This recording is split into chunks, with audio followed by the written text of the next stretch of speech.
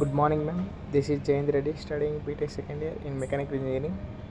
Today I am explaining the topic about cyclone risk reduction and community based approaches. Introduction to the cyclone risk reduction. Cyclones are severe weather events that can cause extensive damage and loss of life.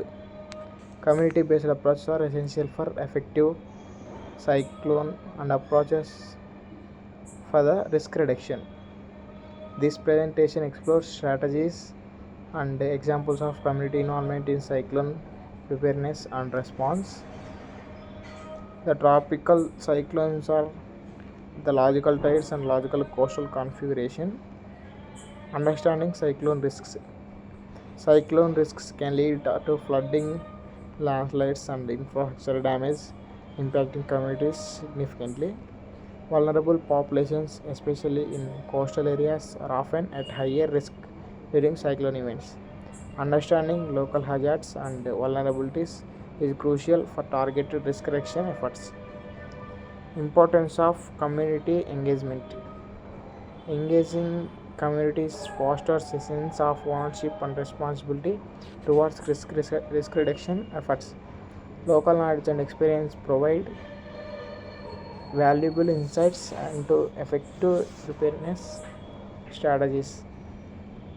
Collaborative efforts can enhance resilience by building strong social networks and support systems. Capacity building and training.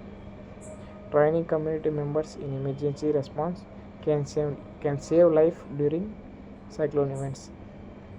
For example, the cyclone is came, the training community people will come and save our lives.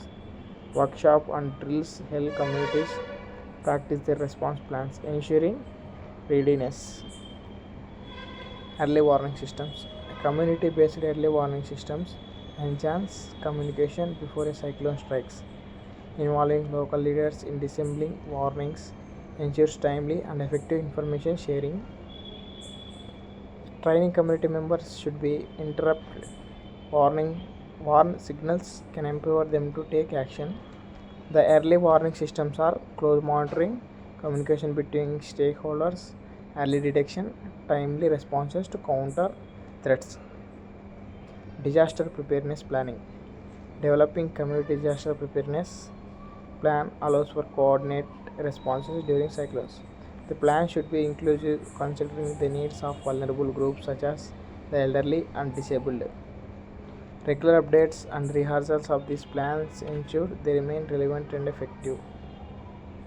Building resilient infrastructure.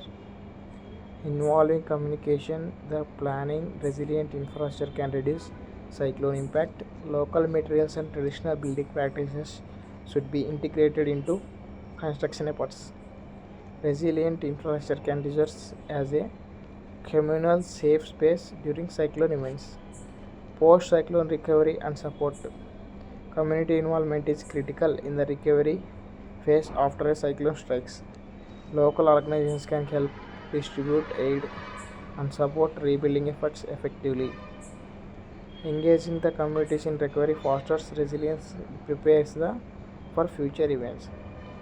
Case studies of successful initiatives. Several communities have successfully implemented cyclone risk reduction strategies with positive outcomes. Case studies highlight the role of local governance and participation in enhancing resilience. Learning from these examples can inspire other communities to adopt similar approaches. We can see here the technical advisory bulletin. The flood risk mitigation planning is key.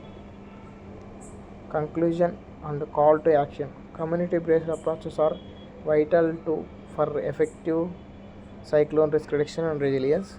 Collaboration amongst stakeholders, including government, NGOs, and local communities, essential. Everyone must be provocative in promoting community engagement for a safer, more resilient futures. A community development process is related by a management of researching the community, entering the community, evaluating the celebration, taking action, building effective organization, getting goals and needs assessments. So this is the PPT about the effective cyclone risk reduction. Thank you, madam.